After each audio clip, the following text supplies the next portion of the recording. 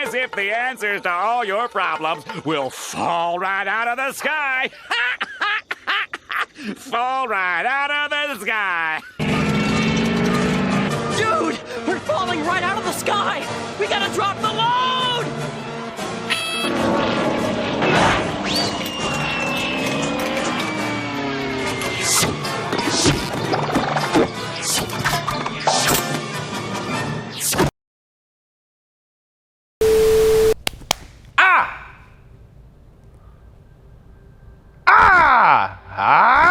As much as I love being out in the garage and working on cars with friends, when that 30-minute install is now going on like hour 6, I tend to get a little bit grumpy, a little bit frustrated, and definitely a tad bit sweaty. What's even worse than that is going through that entire process, finding out that it really wasn't even worth it because the car's still doing the same stupid thing, or you aren't happy with the end result. And we all have been there, no matter what it is. But we love modifying our cars, and we love buying more car parts for them. So, one thing that we can do is try to get some general information out there on some things to keep in mind or to look out for when picking up some new car parts for your car to help keep that install time down and make sure that you're happy with the end results. When it comes to fitment, one of the key pieces of getting the look that you want is going to be your suspension choice. So, we are here today to go over a quick guide to your next aftermarket suspension kit.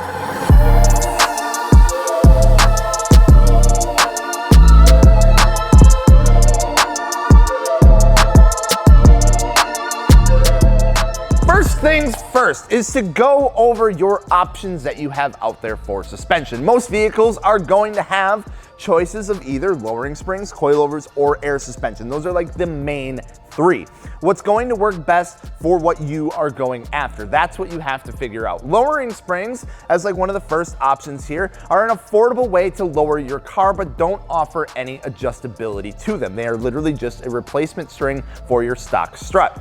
Coilovers are a little bit more expensive, but offer a complete replacement of your stock suspension and have a lot of adjustability to them. Things like ride height, damping, and even sometimes camber adjustment. Air suspension offers height adjustment on the fly. No worries of obstacles in the road, getting over speed bumps, but it's also the most expensive and some of the more difficult suspension to install. What is going to work for you and your build? What is your car going to be primarily used for? The best way to go about this is to kind of see examples of your car on different types of suspension in our gallery over at fitmentindustries.com. For the most part, your lowering springs are going to be pretty straightforward. Companies offer a single line of lowering springs. There's really not much to think about there. Or maybe if there are some options, it's usually just within the amount of drop in ride height that they offer. Coilovers, on the other hand, come in just about every different option imaginable. If you look at Tane, you see like the Street Basis Z, you see the Street Advanced Z, the Flex Z, the Flex A, and so on. And the same with companies like BC Racing too. They have like the BR, the DS, the ER, the HM, the RM, and the ZR, and yes, coming into a really fresh new set of suspension. First time buying a set of coilovers, it's like really confusing. It's like graphics cards, 100 different names for like the same goddamn thing. Different brands, different numbers, same letters, different prices, all over the place, and all I want to do is make sure that you get something good, but I couldn't tell you the difference between a 3070 and a 3080. All I know is you can't even get your hands on the goddamn things, so it doesn't even matter. Good news is, I can tell you the differences between coilovers. Companies make different series of coilovers all the time, and it's to accommodate all things like street, show, and performance applications. The amount of adjustability, damping, camber plates, external reservoirs, all the things like that are what make those different series of coilovers what they are. Modular coilovers like Fortunato, you can be able to upgrade their base coilover like the 500 series to a 510 series and so on by having them sent in and added new parts to them. You also get things like rebuildable coilovers, being able to rebuild over time, send them in, get a fresh rebuild on them, slap them back on the car. And in some cases, it really comes down to what's all included. Like Tane, for example, their entry-level coilovers are usually just kind of a shock and a spring. You have to reuse a lot of your OEM parts.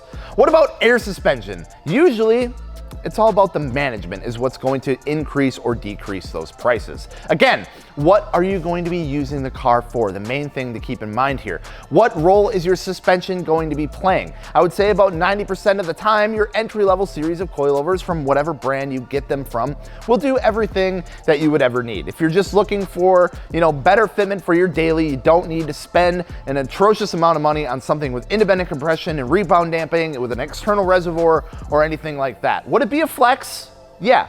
Absolutely, but it would also be completely unnecessary for what you're using it for. Leave that to the professionals. But if you are, trying to put down the best lap time or shave a few seconds off, maybe,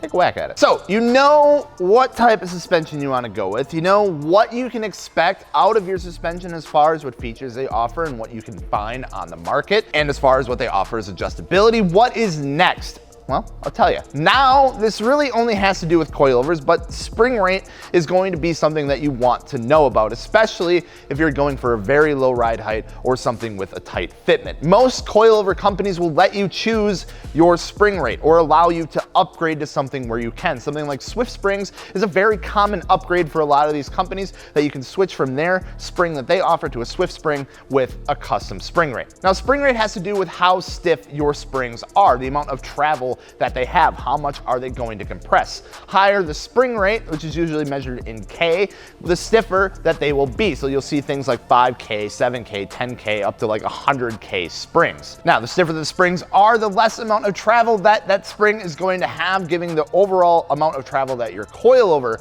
is going to have, which meaning if you obviously don't have a lot of room to work with of your wheel moving up and down, you're probably going to want spring rate. Another thing to keep in mind is other suspension components that you might need. Things like sway bar end links, adjustable control arms if needed, if you really need to dial in your camber and they're not included in any sort of like camber plate, or if it's just not enough, especially in the rears, because typically your rears don't come with any sort of camber adjustment. I'll never forget when we were installing the coilovers in my FRS, we thought it was going to be a straightforward install like it always is supposed to go. Got it up on the lift, ripped everything out of the rear, went to the front, and then what was supposed to take, a couple hours now turned into multiple hours. And then next thing you know, it was 11 p.m. and then midnight and then 1 a.m.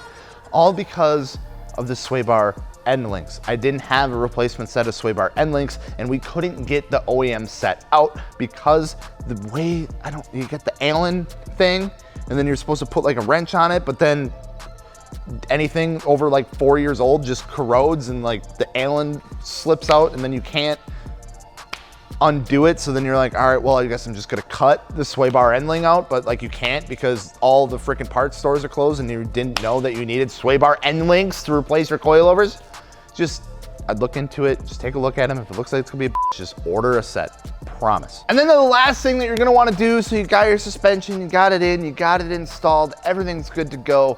Final piece of advice here, make sure to get an alignment. Even though it may not seem like you need it, when you lower your car, suspension geometry changes all over the place. The most notable one is going to be your camber, which isn't the biggest deal, but a lot of times the way that's the car suspension is designed, when it does come lower and your camber comes in, you also get your toe in and things like that get out of whack, and you're going to see a lot of tire wear, especially if you have a drastic change in ride height. And you're just going to want to make sure that that's all figured out, so you're not running through tires left and right and you're wondering, why the hell am I burning through tires all the time? Must be because I'm cambered out, when it's really not the case. It's usually your toe. So go get an alignment. That's our final piece of advice. And of course, if you're looking for suspension, don't forget who helps you out, and hopping over to fitmentindustries.com. Check out all the wheels, tires, and suspension options we have available for your car.